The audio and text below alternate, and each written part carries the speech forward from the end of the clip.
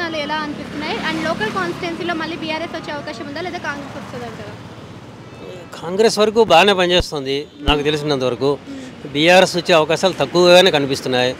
ఓవరాల్గా కాంగ్రెస్ గవర్నమెంట్ హైదరాబాద్లో వరకు చాలా బాగా పనిచేస్తుంది. హైడ్రా వరకు అయితే చాలా వర్క్ చేస్తుంది, చాలా బాగుంది. హైడ్రా అనేది అసలు ఉపయోగకరమైన విషయమేనా అంటారా? అంటే మరి చాలా మందికి అర్థం కావట్లేదు అని అంటున్నారు. లేదు, చాలా ఉపయోగకరంగా ఉంది. అది చాలా స్లమ్స్ క్లీన్ చేస్తున్నారు వాళ్ళు, వాటర్ ఇంప్రూవ్మెంట్ చేస్తున్నారు.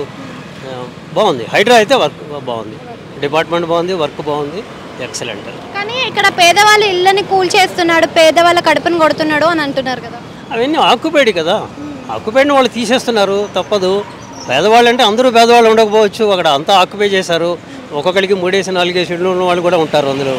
సో వాళ్ళని మాత్రమే తీస్తున్నారు, ఆక్యుపై చేసిన వాళ్ళు ఎవరిని తీయడం లేదని నేను కాన్స్టిట్యున్సీలో చూసుకుంటే వరుసగా 3 సార్లు కూడా మాగంటి గోపీనాథ్ బీఆర్ఎస్ నుంచి గెలిచారు. ఇప్పుడు ఆయన చనిపోవడం జరిగింది.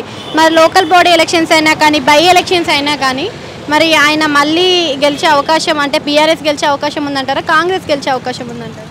నాకైతే కాంగ్రెస్ గెలిచే అవకాశమే ఉందనిపిస్తోంది. అక్కడ మాగంటి గోపీనాథ్ గారి వల్లనే ఆయన నెగ్గాడు, కానీ ఆయనలాగా ఉండే వేరే అభ్యర్థి ఉండకపోవచ్చు. ఇప్పుడు ఉన్న అభ్యర్థులు కూడా అలా ఉండకపోవచ్చు అని అనుకుంటున్నాను. సో కాంగ్రెస్కే అవకాశాలు ఎక్కువ ఉంటాయి. Thank you.